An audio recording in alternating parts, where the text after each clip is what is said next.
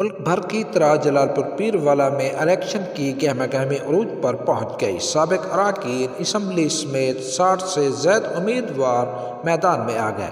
سابق اراکین اسمبلی دیوان عاشق حسین بخاری، رانا محمد قاسم نون اور قاسم عباس خان لنگا، ملک قرار مشتاق لانگ، نغمہ مشتاق لانگ صاحبہ بڑے قافلوں کے ہمراہ ریٹرننگ افیسران کے دفاتر پہنچی اور اپنے جیالوں اور سپورٹران کے ہمراہ کاغذات جمع کرائے۔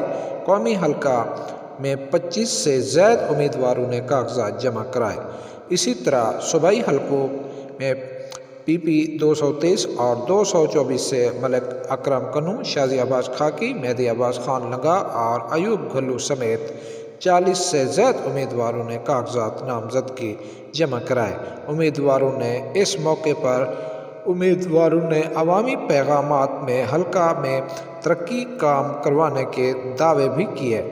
میڈیا سے گفتگو کے دوران ان کا کہنا تھا کہ ملکی استحکام کے لیے الیکشن وقت کی ضرورت ہے۔ ہم امید کرتے ہیں نئی حکومت ملک میں خوشحالی کا سبب بنے گی۔